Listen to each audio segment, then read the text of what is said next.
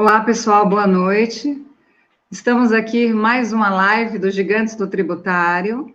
Estamos aqui com um grande profissional, que é o Robson da Prestacom, né? Uma contabilidade fortíssima de Brasília. E vamos falar hoje sobre o MEI, tá? Boa noite a todos que estão assistindo e é um prazer novamente estar aqui com vocês. Robson, boa noite. Boa noite, professora Adriana. Tudo bem? Boa noite a todos que estamos assistindo. Aqui fazer um breve relato aqui sobre o currículo dele, né? E posteriormente iniciaremos a nossa live.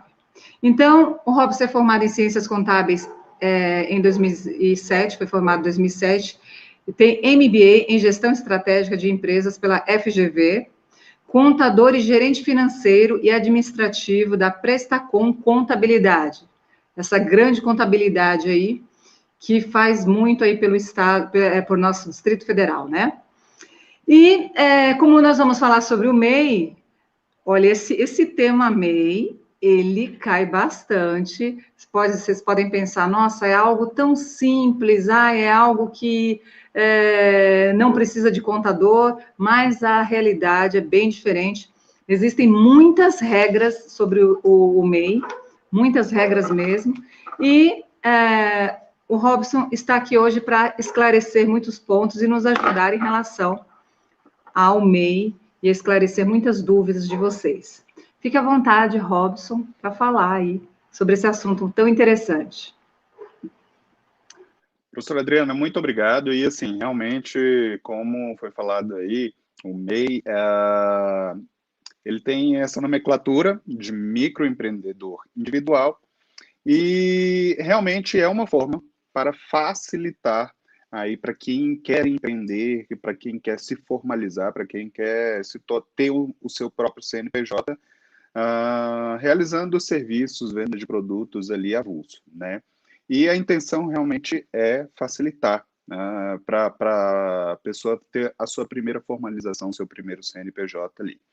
Mas realmente não é tão simples quanto se propõe o MEI, né? Ele tem algumas nuances aí. Primeiramente, assim, a legislação que fala sobre o MEI, ela foi aprovada, ela está dentro da classificação do Simples Nacional, né? Então, o MEI, ele é considerado uma forma de tributação simplificada, assim como o Simples Nacional, com regras específicas, né? Então, ele tem uma facilitação em relação às suas obrigações, né? O que ele vai pagar de impostos, está unificado, assim como o Simples Nacional, em um valor diferenciado, e ele tem alguns direitos, alguns benefícios aí. Mas, basicamente, se eu sou aqui um prestador de serviços, uma pessoa que presta, por exemplo, serviços elétricos, serviços de mão de obra em algum local, e também uma outra pessoa que pode realizar venda aí de brigadeiro, ou algum outro produto. Então, ele pode se enquadrar no MEI. O MEI, ele é uma alternativa para a pessoa que está querendo já mudar a sua categoria de pessoa física para um CNPJ. Uma pessoa, por exemplo, aí, que eu usei o exemplo do brigadeiro. A pessoa está vendendo brigadeiro, está vendendo doces, uma confeitaria, mas quer acessar isso não só para vender para a pessoa física, ele também quer vender para CNPJ. Então, é uma oportunidade que ele tem para emitir nota fiscal, regularizar seu faturamento e ter um relacionamento com outras empresas, né? É uma forma de regularizar o seu faturamento. Então, é muito interessante a proposta do MEI, porque realmente é uma proposta para quem é hoje pessoa física, que está empreendendo, ter uma oportunidade de crescer ainda mais.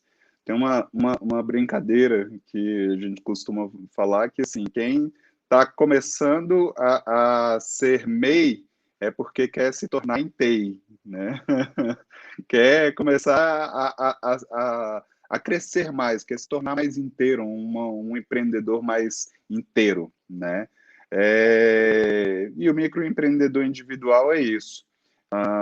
Muito cuidado para quem quer se tornar MEI, porque ele tem uma forma facilitada, né, para abertura, para você constituir esse CNPJ do MEI. E hoje, atualmente, quem vai fazer esse processo tem que ficar muito atento, porque nós temos aí o portal, antes nós tínhamos o portal do empreendedor. Então, ele era o portal que você podia entrar, disponibilizado pelo governo, preencher ali com os seus dados e fazer o seu CNPJ ali na hora. Agora, o portal do empreendedor está desativado e nós temos centralizado em diversos outros serviços do governo, o gov.br. Então, muita gente ainda vai pelo endereço que tinha anteriormente, que era o portal do empreendedor. E já antes de sair o gov.br, já tinha o portal do empreendedor, gov.br, né?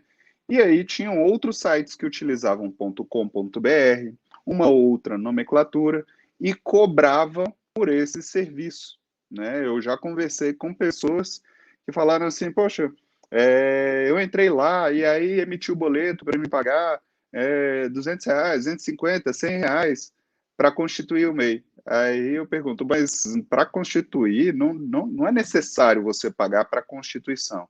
O MEI, simplesmente com o preenchimento dos seus dados pessoais, informando seus dados pessoais ali, criando uma senha dentro, hoje, do portal gov.br, que já é a sua senha que você pode utilizar para outros serviços, você vai preencher ali alguns dados e já vai conseguir emitir o seu CNPJ. Muito cuidado, porque algumas regiões, assim, a inscrição ela não sai de forma automática, você tem que, muitas vezes, passar por um outro processo para que você constitua, para que você solicite a sua inscrição estadual, municipal.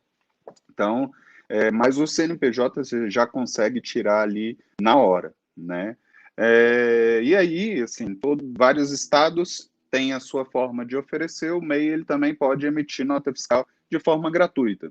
Aqui no Distrito Federal a gente tem o Cenfa, que é um portal da Secretaria de Fazenda aqui do Distrito Federal, mas São Paulo tem outros, Rio de Janeiro e várias localidades, cada um tem o seu portal, onde vai te permitir uma opção de emitir nota fiscal de forma gratuita, né? Então, basicamente, o MEI, ele vai ter algumas obrigações, mas ele tem algumas vantagens que o próprio governo oferece. Eu não sei aqui, e aí eu pergunto para a professora Adriana, como é que funciona em São Paulo. Aqui em Brasília, toda vez eles falam que vão encerrar, descontinuar o serviço de emissão de nota fiscal avulsa, gratuito aqui do governo, e aí, quando está chegando bem pertinho mesmo, eles anunciam mais um prazo. Agora, por conta da pandemia, mas antes, assim, tinham vários tipos de pressões, vários tipos de situações. Aí, em São Paulo também funciona assim? Excelente pergunta, hein? São Paulo, eles têm, por exemplo, quando é para saída de mercadorias, o MEI está desobrigado da nota fiscal na operação interna. Olha como é diferente. Aí, São Paulo, se o MEI for enviar mercadorias para outro estado, aí o MEI, nas operações interestaduais, tem que solicitar a nota eletrônica no posto fiscal. Exatamente como você acabou de falar. Agora, se for na operação interna, em São Paulo, não exige que o MEI emita a nota fiscal no caso de saída de mercadorias. No caso dele ser contribuinte do ICMS. Agora, se ele for um MEI, prestador de serviços, contribuinte do ISS, aí ele emite no próprio portal da nota fiscal paulistana. Se você joga lá no Google, nota fiscal paulistana. Aí a nota fiscal, aí eles, para emitir a nota, se acessa assim o link nota fiscal paulistana, que é também, porque aqui para comércio é chamado de nota fiscal paulista. Agora, para o ISS, é chamado de nota fiscal paulistana. Então, para saída de mercadorias, não emite nota interna. Já para prestador de serviços que tributa ISS, emite nota. Aproveitando que você me fez a pergunta, eu vou te fazer uma pergunta. Claro. Bom, isso aqui, quando o empreendedor pode se tornar MEI, você já respondeu, certo? Isso. Quais as obrigações do MEI? Quero saber de você, por favor. Claro. Eu vou complementar um pouquinho aí quando que o empreendedor ele pode se tornar MEI, né? Então, eu falei situações aí da necessidade do comércio,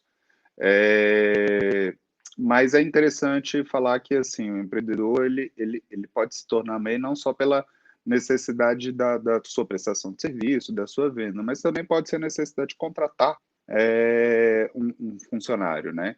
Ele, dentro do limite de faturamento dele, ele pode também contratar um funcionário ali no meio. Que aí entra de quando ele pode se tornar, né? Pode se tornar uma necessidade, isso. E é isso, a pessoa física, né? Qualquer pessoa física, ela pode se tornar MEI somente com esse passo simples aí de fornecer os seus dados. Agora, as obrigações do MEI, vamos lá, né? Eu já tinha comentado aí, o MEI, ele tem algumas vantagens, mas ele também tem suas obrigações. A principal delas é o pagamento mensal de uma taxa única, que é chamado do DAS-MEI. Esse DAS, ele tem um valor fixo que vai se diferenciar se é comércio, serviço ou os dois. Então, atualmente ele está em 56 quando é comércio e indústria, né? R$ 60 para prestação de serviço e 61 para comércio e serviço em conjunto. Se você presta serviço, se você presta comércio ao mesmo tempo, você não precisa pagar duas taxas somadas, né? Eles só diferenciam um valor ali a mais. É sempre bom lembrar que, assim, dentro desse valor, né, o de 56, por exemplo, a gente tem 55% que é considerado de INSS na área de comércio, por exemplo, é 56, 55 é de INSS e R$ 1 é de ICMS. Então, o que está contido dentro do valor do MEI, que ele paga ali no DAS, também está contido o INSS, né? Então, pagando o DAS mensal do mês, que é essa taxa única, ele também está resguardado pelo INSS, né? Ele tem os direitos de um segurado via CLT do INSS, e isso é mais uma vantagem para ele, né? Bem, o MEI ele também tem a obrigação de emitir anualmente, transmitir anualmente uma declaração onde ele vai informar todo o faturamento que ele teve. E hoje está disponível exatamente essa forma, essas informações bem simplificadas. Somente o faturamento que ele teve ali mensalmente. E é chamado assim, algumas pessoas chamam de DASN, MEI, DASN, MEI, né? Mas a declaração anual do Simples Nacional, como eu havia falado, o MEI ele é considerado como o Simples Nacional, do microempreendedor individual. Então, essas basicamente são as obrigações do MEI. E aí, geralmente, as pessoas perguntam, mas toda empresa não tem que ter um contador, né? Sim e não. O MEI, ele não é obrigado a ter um contador, né? O primeiro ponto, a gente pode falar até um pouco mais para frente aí, quais são as vantagens, mas que ele é obrigado, ele não é obrigado, né? Então, uma empresa normal, uma ME, ela é obrigada realmente a ter um contador e para fazer toda a sua escrituração contábil, a sua manutenção, declarações, manter sua regularidade. O MEI, para manter sua regularidade, ele mesmo pode fazer, sem o auxílio de um contador, sem a obrigatoriedade, inclusive, do pagamento de um contador, simplesmente cumprindo essas duas obrigações do pagamento do DAS e também da declaração anual que ele vai transmitir com o seu faturamento, né? Mas ele pode ter escrituração contábil, né? E aí a gente pode falar um pouquinho mais para frente que nós podemos falar sobre vantagens sobre isso. E nós temos perguntas, assim, como é que vai ser das pessoas que estão participando, se tiverem aí, Eu acredito e eu acho que, assim, como é um tema que sempre gera muita dúvida, se tiver aí no meio, pode ir falando que a gente vai respondendo, tentando tocar aqui.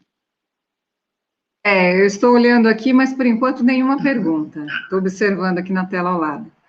Tá ótimo. Bom, mas tem uma outra pergunta que eu quero te fazer, né? Em relação ao MEI, que é a seguinte: quando é necessário. Não. Quando é necessário o MEI mudar sua categoria? Tá. Boa pergunta. Muito interessante porque, assim, o MEI, ele geralmente, foi o que eu falei, ele é uma categoria simplificada do Simples Nacional.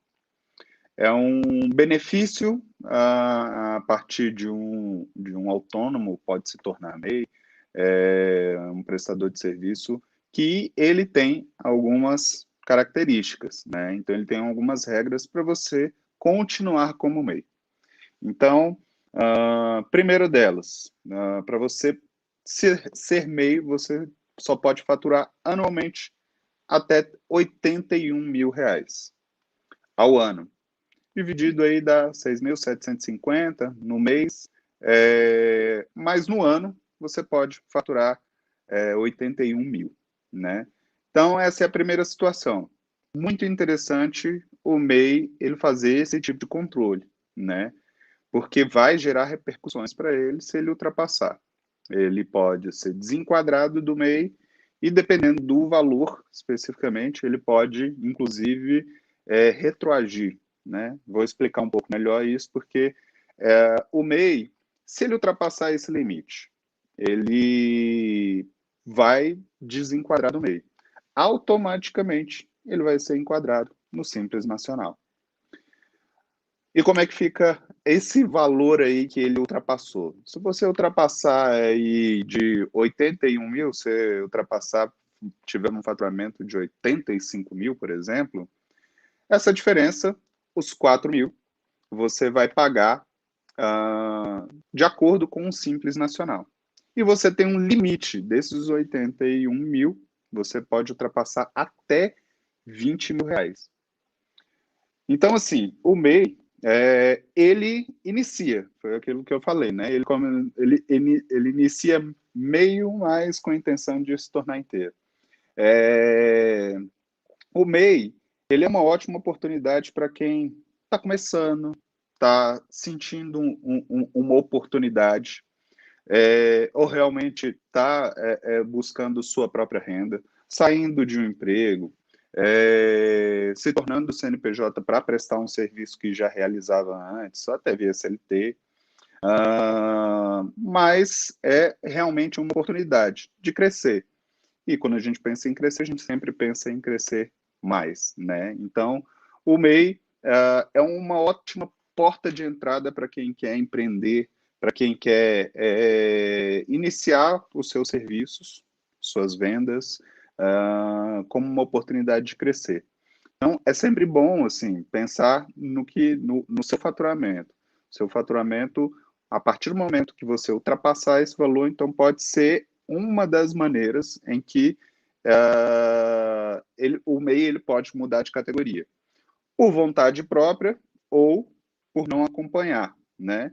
Esse valor, esse limite. Existem algumas pessoas que bloqueiam esse faturamento, né? Então, não, eu vou chegar ali, eu não vou faturar mais. Tem pessoas que têm esse tipo de pensamento, assim. Se eu mudar de categoria, eu vou ter mais trabalho, eu vou ter mais dor de cabeça. Se eu me tornar uma empresa do Simples Nacional, a carga tributária vai ser mais cara. Mas eu acredito que, assim, tudo tem que ser avaliado. Na verdade, tudo tem que ser avaliado. Às vezes, esse pensamento inicial de se ter uma dor de cabeça a mais, se ter mais trabalho, se ter mais custos, ela tem que ser proporcional à sua possibilidade de aumento, de crescimento, né? Então, acho que quem trabalha hoje com o MEI tem que avaliar muito isso. E quem tem esse tipo de pensamento, às vezes, pode deixar de crescer justamente porque tem esse tipo de pensamento, né? Eu só vou faturar até ali. Não, agora eu vou diminuir as minhas vendas daqui dos produtos, porque eu estou começando a chegar no teto do MEI. Não, eu não vou mais prestar serviço, né? E ainda pior, quando muitas pessoas querem fazer isso, mas não declaram, esse faturamento. Que aí você pode enrolar a sua própria pessoa física, recebendo depósitos bancários, passando o cartão de crédito acima desse valor e não informa esse valor, né? Porque não quer ter o trabalho de pagar mais impostos. Então, eu acho que na mesma proporção que, de repente, você pode ter mais trabalho, você pode ter mais sucesso, você pode ter mais rentabilidade. E o MEI já é uma forma interessante de se enveredar aí por esse caminho e começar a pensar nessas questões, né? Nós recebemos, assim, muita procura do MEI, e eu acredito que, assim, nesse período de pandemia, acredito não, assim, foi comprovadamente uma demanda ainda maior de pessoas querendo se tornar MEI ou mudando a sua categoria. Infelizmente, nós temos, eu falei, eu acho que é um conjunto de situações que o MEI tem que avaliar para fazer essa mudança, né? Então, eu estou faturando mais, vou ultrapassar o limite, é o momento de realizar essa mudança. A minha localidade, ela já não abarca ali a realização do meu serviço, eu preciso alugar, gastar, ter um faturamento maior. Então, você vai buscar uma mudança também que isso, uma ME pode te proporcionar. Faturar mais num local maior, ter mais clientes. Então, é um conjunto de fatores que você pode analisar. E como eu falei também, o MEI ele só pode ter um empregado, né? Se você precisar de ter mais de uma pessoa contratada, também é um momento de você pensar nessa mudança. Seu faturamento já está aumentando, você precisa de contratar mais gente, expandir operações, expandir espaço. Então, é mais uma situação que eu acho que é interessante pensar. E também quando você tem a oportunidade de ter um novo sócio. Um novo sócio que vai ser investidor, que vai entrar junto com você, no serviço, no comércio que você está realizando ali, é mais uma possibilidade. O MEI, ele é um CNPJ sozinho. Hoje nós temos a sociedade unipessoal, que pode ser transformado, se o MEI ele mudar, não tiver nenhum sócio, ele fizer essa transformação, ele pode procurar ele pode ter essa empresa, o seu CNPJ, continuar ainda sozinho, com a sociedade unipessoal. Mas pode ser uma limitada, quando você tiver necessidade de ter um sócio. E também tem a situação de serviços ou produtos que eles não estão enquadrados no MEI. Para você se tornar MEI, como eu estava falando, aquele processo, você entra ali no gov.br, tem a opção de se formalizar, vai pedir os seus dados e ele vai pedir que você indique quais são as atividades que você realiza, né? E nós temos uma lista ali que está em formato abecedário dentro do portal gov.br, com uma lista gigante assim, de atividades que são permitidas. Mas não são todas. Então, nós temos algumas restrições aí para ser MEI. Tem algumas discussões assim que eu tenho até acompanhado, assim, né? Tem algumas áreas, por exemplo, que assim não são permitidas ao MEI. E as pessoas às vezes buscam uma atividade associada, né? Para realizar aquela prestação de serviço e ainda, né, ter a oportunidade do benefício ali do MEI. Eu estava conversando recentemente ali com uma pessoa que realiza serviço de tradução e revisão de texto, e especificamente com essas palavras a gente não tem enquadrado no MEI.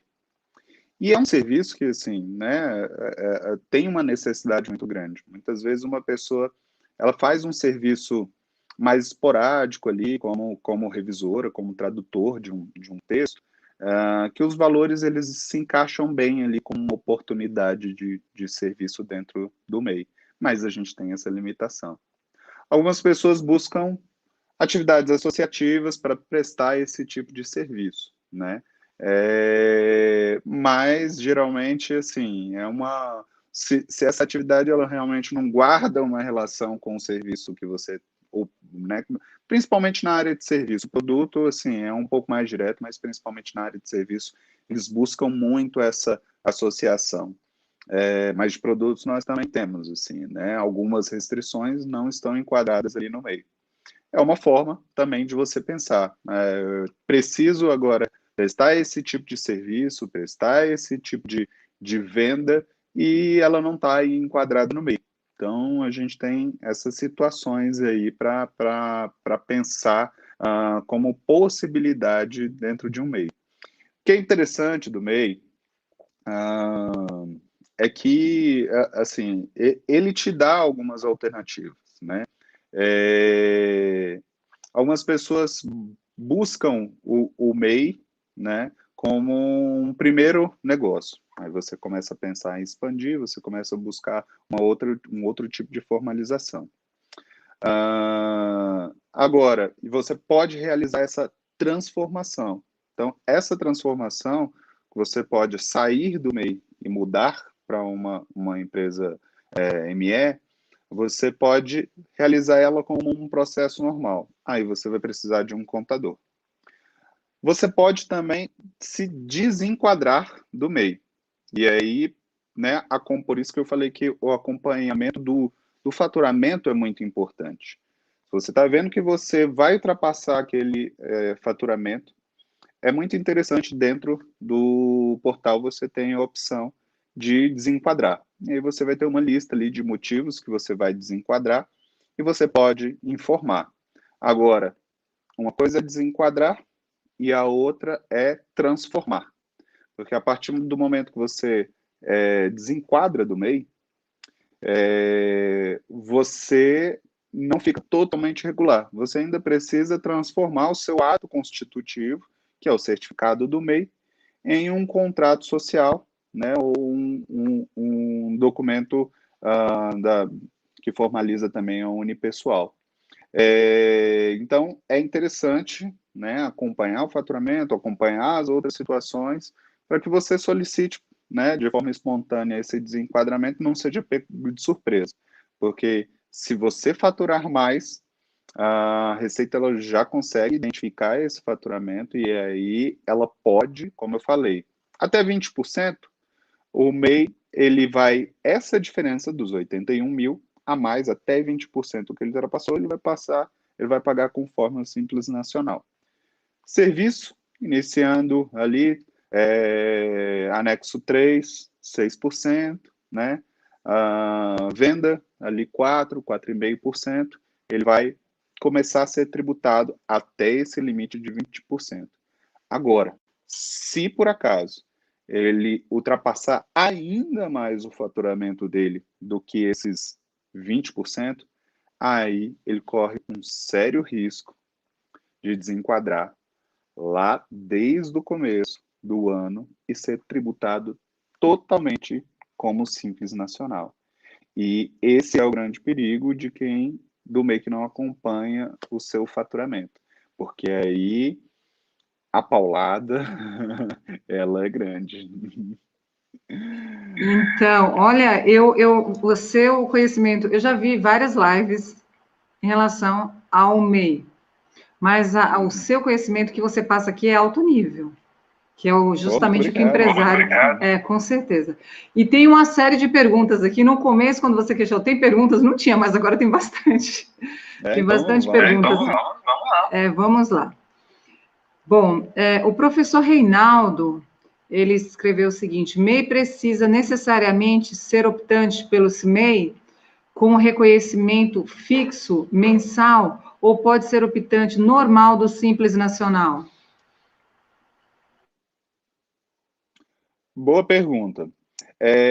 Exatamente assim, né? Ele não é um optante normal do Simples Nacional, ele está dentro de uma categoria do Simples Nacional, mas ele realmente está obrigado, condicionado quanto microempreendedor individual, há apenas essas responsabilidades, pagamento do DAS e a transmissão da declaração, né? Agora, quando você solicita essa transformação, aí você se enquadra normalmente no Simples Nacional. Aí você muda a sua categoria dentro do Simples Nacional.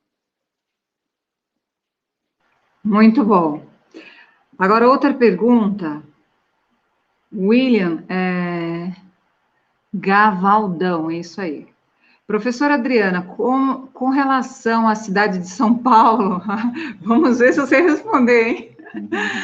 Nas saídas, vendas internas, mercadorias, produtos para pessoas jurídicas, o MEI deve ou está obrigado a emitir o documento fiscal? Ah, essa resposta eu sei.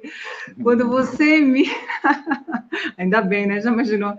Quando você MEI, no caso a sua pergunta, MEI vendendo para uma pessoa jurídica no estado de São Paulo, ele não emite nota, portanto, a pessoa jurídica que adquirido o MEI tem que emitir uma nota fiscal de entrada. Mesmo se o MEI emitir nota dentro do estado de São Paulo, mesmo se emitir, o comprador, pessoa jurídica, é obrigado a emitir a nota fiscal de entrada. Eu vi munida aqui, né? Eu imaginei que iam perguntar isso.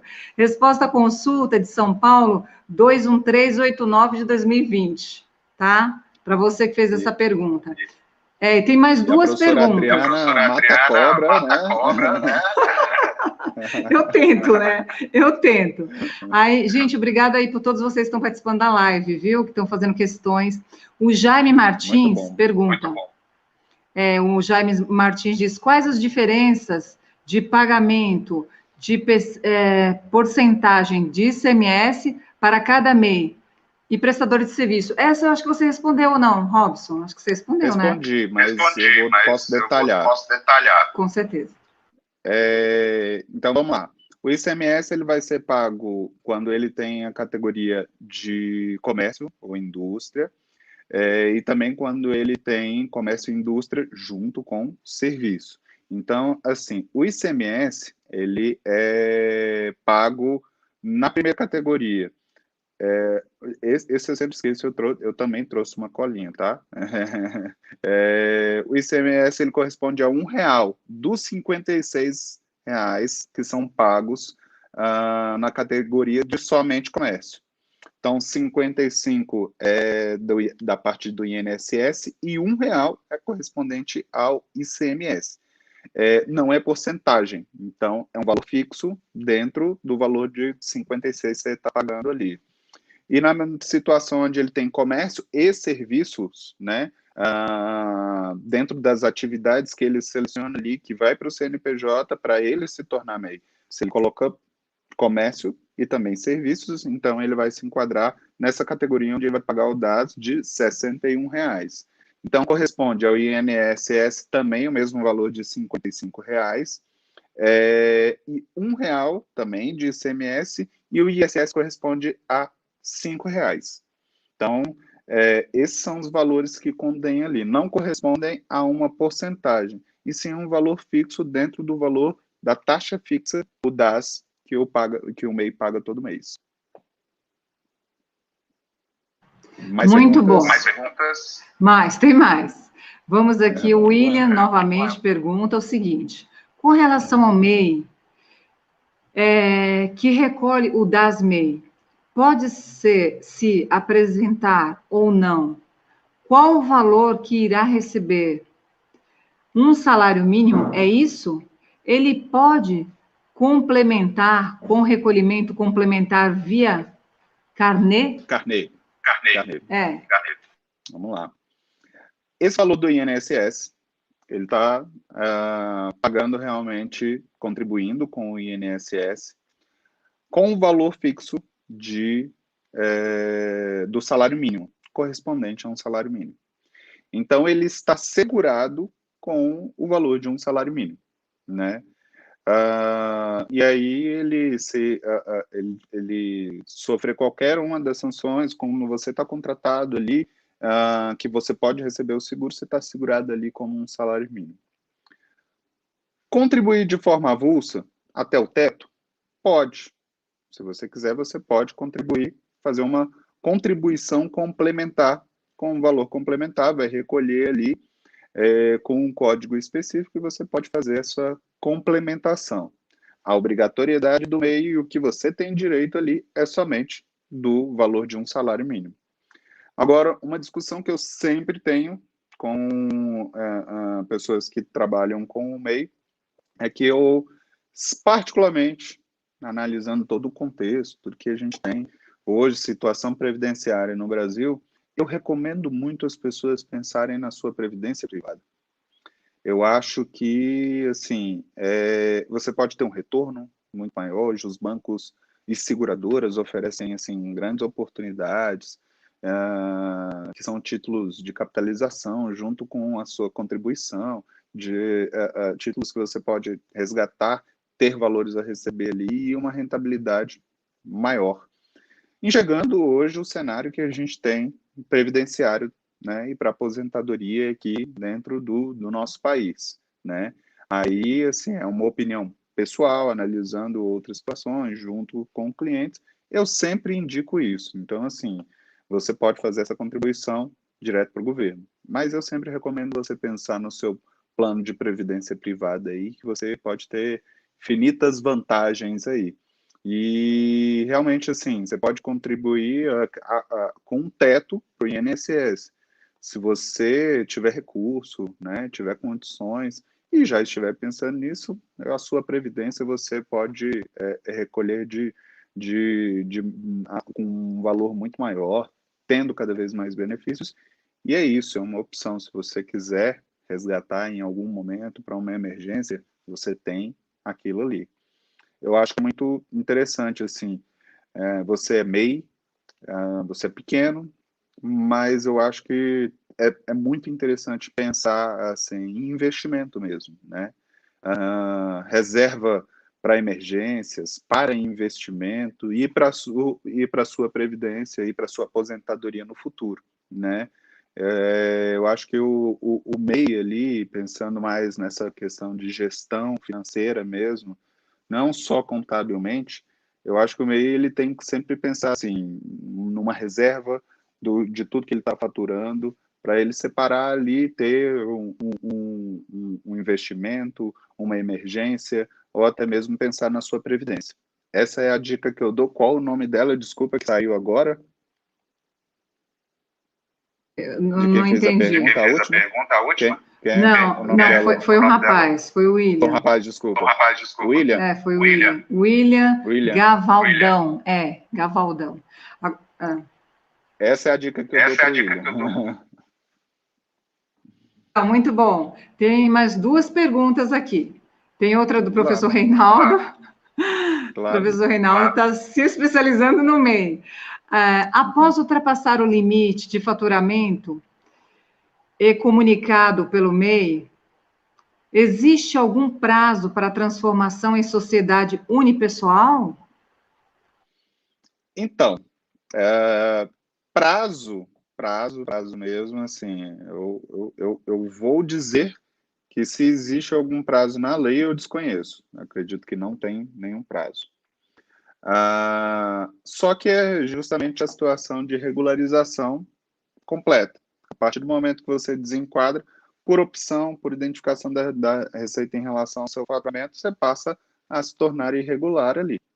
E a forma de tributação, ela, conforme você vai cada vez mais faturando, você vai atingindo um limite onde pode ser tributado, como eu falei lá, ultrapassando o limite dos 20%, você vai ser tributado lá. Então, você pensa assim, poxa, ó, esse mês eu acho que eu vou ultrapassar, então eu vou solicitar meu desenquadramento. Não solicitei, vou no próximo eu faço. Então, aí você vai chegar e vai ultrapassar a mais do limite. E vai ser tributado ali para trás com todos com 100% do que você faturou no ano. Agora, a transformação direta é realmente para você ter todos os atos constitutivos, assim, de forma regular, né?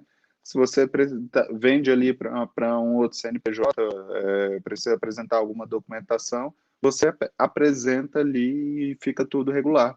Uma sociedade unipessoal. Muito bom. Só querendo acrescentar aqui na resposta que eu tinha dado, que o MEI, quando também ele vende no estado de São Paulo para um consumidor final, que as pessoas buscam muito saber sobre a emissão de documento fiscal, como que ficam, sabe? Uhum. Então, se esse MEI, ele vender para o consumidor final, ele geralmente tem que emitir o cupom fiscal. Mas quando ele vende para uma empresa contribuinte do ICMS, ele não precisa emitir esse cupom fiscal e a empresa emite nota fiscal de entrada. Existe essa regra também, que é a resposta à consulta 23079 de 2021 de São Paulo. Bom, vamos ver aqui uma outra pergunta. Vamos lá. Eronildes de Oliveira. Empregado com regime CLT abre uma MEI. Como fica a aposentadoria? Por tempo de contribuição ou por idade? E como fica o valor por média dos recolhimentos?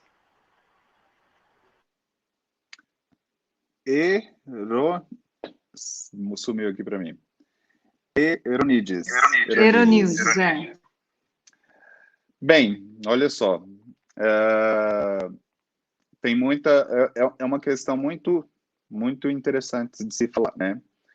Tem muitas pessoas que têm contratos com empresas e aí a empresa faz uma proposta ou quer demitir, chegam em um acordo onde ela quer se tornar, onde ela precisa se tornar PJ, né, como as pessoas falam. Então, vai receber, ao invés de CLT, por PJ ali. Muitas pessoas enxergam isso como uma vantagem, né? Vai passar a receber mais, às vezes, porque a empresa geralmente faz bons combinados aí. Mas, a partir do momento que ela se tornou um CNPJ, ela não tem mais direitos trabalhistas. Lógico que, dentro da relação que ela tiver ali com a empresa, configurar uma relação trabalhista, ela pode entrar na justiça, pode ganhar, mas é um outro caso.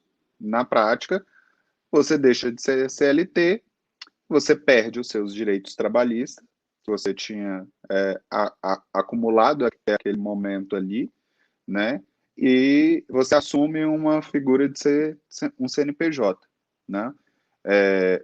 Não que todos, não que você perca os direitos que você acumulou até ali. Sua previdência, você mantém ali. Agora, nessa relação trabalhista, você é um CNPJ com um CNPJ. Então, a partir do momento que se você tinha um salário muito maior antes ali, de 4 mil, 5 mil, vamos colocar o limite do MEI, 6.750. Você tinha um salário de 6.700, mudou para o MEI, você vai faturar 6.750 para ficar ali no limite, né? Esse faturamento é o faturamento do MEI, é um faturamento de pessoa jurídica, né? A sua pessoa física está contribuindo com o valor do DAS. Então, isso vai alterar na média. É uma coisa que as pessoas têm que ter consciência. Você vai estar contribuindo com o valor do DAS, que é o valor correspondente a um salário mínimo, e isso vai alterar na sua forma de contribuição. Então, com certeza, a pergunta que foi feita aí vai alterar e é algo que as pessoas têm que ficar atentas. É justamente por isso que muitas pessoas pensam, mudei de CLT para PJ e agora eu vou complementar minha previdência ou uma opção de uma previdência privada, mas que vai alterar, vai. E justamente como eu falei anteriormente, a gente tem um sistema previdenciário de aposentadoria muito complexo. Então, você contribuía com um valor, agora você, na verdade, vai estar contribuindo com outro, que, como eu falei, é diferente do seu faturamento do que você ganhava antes. E é um ponto que, assim, é muito interessante que eu vou explorar também. Quem se torna MEI, isso não é amplamente divulgado, digamos assim. Tem que ter essa consciência de que a pessoa física e a pessoa jurídica, elas são pessoas totalmente diferentes, inclusive na parte de impostos. são bem diferentes. A pessoa física, ela não está desobrigada de pagar seus impostos, uma vez que ela se torna MEI. E qual seria o imposto da pessoa física? O imposto de renda, né? O imposto de renda, a pessoa física ainda fica obrigado. Então, o MEI, ele tem o seu faturamento como pessoa jurídica e ele vai pagar somente o DAS ali. Ok. Se ele utiliza todo o valor ali que ele tem de recebimento como MEI para os seus gastos pessoais, ele está tendo isso como renda. E essa renda, se você ultrapassa o limite do imposto de renda, 28 mil, cada ano tem, muda aí o seu valor de limite, você está obrigado a pagar o imposto de renda. E aí é que muitas pessoas se surpreendem com esse tipo de informação. A maioria das pessoas acham que estou pagando MEI, está ali meu INSS dentro, já está o ICMS, o ISS, então eu estou agora totalmente regular, desobrigado, não vou mais declarar imposto de renda, porque tem a declaração anual do MEI, então ele acha que está totalmente regular. Mas a partir do momento que ultrapassa o limite anual do imposto de renda, ele está também obrigado a pagar o imposto de renda. E aí, vamos lá, é 27,5 se você, na tabela maior, que você vai pagar. Então, as pessoas têm que ter essa consciência, não é amplamente divulgado isso, principalmente na hora que as pessoas vão constituir o MEI. Tem uma preocupação muito grande, às vezes, com essa parte previdenciária, mas é sempre bom pensar nessa questão que ele está obrigado. Porque, na verdade, a pessoa física é uma coisa e a pessoa jurídica é outra. Se 100% do que você utiliza, do que você recebe como um MEI, você está utilizando como renda, então você está sujeito, quando ultrapassar o limite ali, à incidência do imposto de renda. Ah, mas não sabia disso. E aí é uma questão que é muito importante, assim, nós, contadores, prestar esse tipo de suporte. Porque, como eu falei, o MEI ele não é obrigado a ter um contador. Não é obrigado a pagar, não é obrigado a ter um contador. Mas, como eu falei, se ele tem um faturamento dentro do MEI e 100% ele utiliza como distribuição, isso é renda dele. Mas, geralmente, quem tem aí o MEI, ele também tem outros gastos. Às vezes, gasto de um espaço que ele utiliza ali para realizar o trabalho, com água, com luz, pode ser aluguel, outros gastos aí, ou até mesmo na compra de outros produtos. Se ele tiver nota fiscal, ele pode fazer uma escrituração contábil. E na escrituração contábil, o que nós fazemos é a apuração do lucro. Ver todo o faturamento que ele teve como MEI, abatendo as suas despesas, e aí tem um cálculo onde uma porcentagem a gente vai colocar ali, e essa porcentagem que vai para o imposto de renda, mas já diminui essa porcentagem bastante. Então, aí a importância da escrituração contábil. O MEI não é obrigado a ter contador, ter escrituração contábil, mas a partir do momento que ele tem tanto o seu faturamento como também despesas, é muito interessante ele ter um contador, porque o cálculo, a escrituração e evidenciar isso para a Receita, essas informações para a Receita, vai fazer com que no final ele pague menos imposto. E aí que está, assim, uma informação que é muito pouco divulgada, né? Inclusive, assim, o Sebrae, ele tem feito uma campanha com essa informação, inclusive dentro do próprio site dele, informando sobre esse cálculo, a complexidade desse cálculo, mas também a obrigatoriedade do MEI quanto à sua responsabilidade no pagamento do imposto de renda, né? Então, eles informam, tem uma orientação fantástica lá no site do Sebrae, é só buscar MEI, imposto de renda, vocês já vão encontrar, assim, para todo mundo que está assistindo, essas informações lá de como é feito esse cálculo do imposto a partir do momento que o MEI tiver uma escrituração contábil. Então, o MEI ele não é obrigado a ter um contador, mas a partir do momento que ele tem, ele paga menos impostos. E isso é uma informação que, assim, não só por ser contador, porque, essencialmente, o MEI ele não pode fazer essa escrituração contábil. Ah, mas eu sou MEI ali, eu vou pegar minhas receitas, minhas despesas, não. Isso tem que ser validado na Receita Federal através de um contador. Então, para ter essa redução, e é assim, como eu falei, é uma questão de avaliação do MEI. Eu tenho eu tenho uma receita, mas eu também tenho muitas despesas, então isso vai, despesas comprovadas, despesas com nota fiscal, aí é interessante que você faça essa escrituração, porque, na verdade, na sua pessoa física, você vai pagar muito menos imposto. Nossa, e para quem achou que seria fácil, hein? Olha só, em uma hora, a quantidade de informações complexas que você passou. Meu Deus do céu. Bom, tem aqui tem mais perguntas, viu? O pessoal estão amando o tema. Vamos lá. O professor Edson Pinzon, ele falou: não existe opção para o MEI se tornar empresário individual. Aquele de responsabilidade ilimitada. Código de Natureza Jurídica 513.557. Se é que eu estou enxergando bem. Ou 5, eu acho que não tenho 7. Apenas como sociedade unipessoal? Ele está perguntando se é apenas como sociedade unipessoal. Vamos lá. Professor Edson.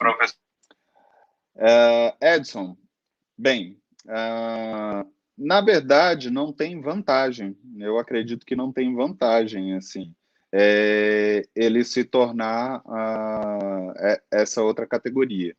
A unipessoal, assim, como MEI, ele já tem uma formalização bem menos complexa, né, do que uma ME.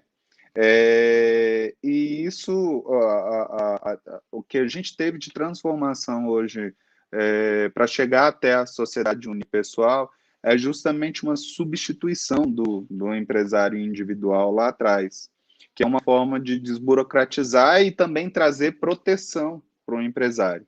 Quando você era empresário individual, ali você tinha menos proteção, e a sociedade unipessoal hoje ela está equiparada a uma sociedade limitada, com a questão de proteção dos sócios do CNPJ, né?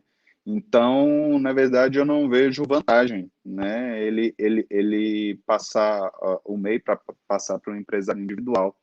A unipessoal, eu acho que é a sociedade que mais compensa, na verdade, nesses casos. Muito bom. Estamos chegando aí, estamos em cima do horário, mas vamos responder mais duas pessoas, né? O William perguntando novamente. No ramo de beleza, o proprietário do salão de beleza pode contratar todos os seus colaboradores como MEI? Isso é possível? Posso dar uma opinião? Se ele contratar pessoas que prestam serviço e não estão condicionadas a regras específicas da empresa, não estão condicionadas a um horário específico, ele é um prestador de serviço ali, onde ele cumpre uma prestação de serviço, ele está utilizando o espaço para atender clientes que estarão utilizando aquele espaço ali através do serviço dele, né? Isso pode. Agora, a palavra-chave dessa pergunta aí é essa: contratar todo o seu pessoal como MEI. Contratar não pode, principalmente porque, pensando na forma de contratação, a empresa, né, a área de beleza aí vai estar seguindo essas principais premissas aí de condicionar a horários específicos, regras específicas da empresa, e isso vai caracterizar o vínculo empregatício, independente se ele for um MEI. Então, o proprietário desse salão, ele pode fazer isso para diminuir custos, mas se ele seguir essas premissas aí, ele pode ainda estar condicionado a um risco ou uma reclamatória trabalhista. E o professor Marco Macedo, ele fez um comentário aqui que eu achei viável. Ele falou, faz o contrato do salão parceiro. Né? Contrato do salão boa, né? Faz o contrato do salão parceiro. Agora aqui, uma última questão de uma pessoa super importante que está sempre acompanhando nossas lives, que é o Flávio da Silva Conceição, e ele diz: o MEI é um empresário individual e, como tal, pode se transformar em definitivo em empresário individual ou qualquer outra natureza jurídica. Eu acho que ele está respondendo o professor Edson Pinzon, que fez aquela pergunta. Sim. Né? Na verdade, ele está respondendo. Porque eu falei, transformar ele pode. Mas não sei se é tão vantajoso assim, uma vez que, na verdade, o MEI ou o próprio unipessoal tem mais vantagens.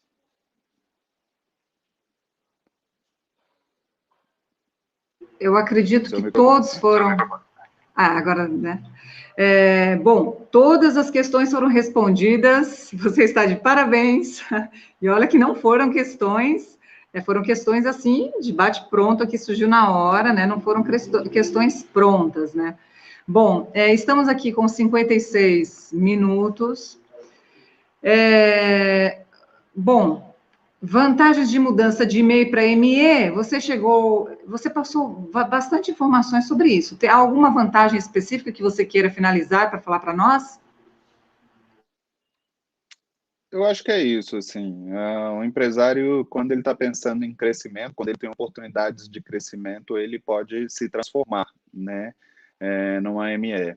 E a maior vantagem, acho que é isso, é você sair de uma categoria onde você está visando o crescimento, e por mais que você tenha ali uma certa complexidade ao mudar de categoria, com certeza, assim, a maior vantagem é justamente essa, você estar regular com possibilidades de faturamento e também todas as possibilidades que você tem ali de investimento. Realmente, você falou ME, o certo é falar ME. Eu, pelo visto de São Paulo, eu falo ME. É ME o certo, né? É isso mesmo. São Paulo... Tudo depende. Tudo depende do sotaque. Mas A, E, I, O, certo? Seria ME. Bom, eu agradeço muito a sua participação, foi excelente, muito produtivo, muito mesmo, só questões polêmicas sobre o MEI, eu achei muito vantajosa essa live, e com certeza aí no decorrer do tempo teremos muitos acessos, com certeza, não tenho dúvidas, tá? Agradeço muito por aceitar o convite do nosso grupo, e muito sucesso aí para a sua contabilidade, muito mais sucesso, além do que já tem, né? E agradeço a todos os participantes. Agradeço a todos os participantes, todos que participaram, fizeram questões. Muito obrigada a todos que estão assistindo, que irão assistir. Então, temos aí mais 2 minutinhos para você ficar à vontade e falar aí o que você achar melhor. Eu falei muito, né, Adriana? Nesse tempo aí, eu acho que eu dominei a maior parte da fala, porque eu falo muito. Mas, olha, quero agradecer aí o convite dos Gigantes do Tributário. Excelente.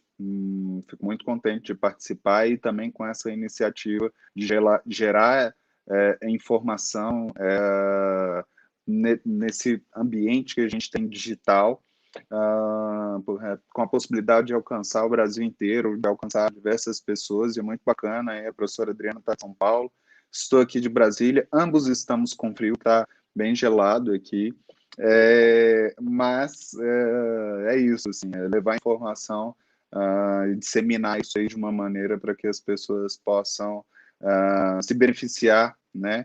Que a informação, se você souber utilizar ela de maneira sábia, ela vai se tornar um benefício para você. E quando você não busca ela, ela pode ser um atraso, ela pode ser um empecilho. É isso aí. Só quero desejar boa noite para todo mundo e agradecer principalmente a professora Adriana, ajudantes tributários. Todos participaram. Obrigada a todos, os nossos colegas também que estão assistindo, os professores todos que participam desse evento.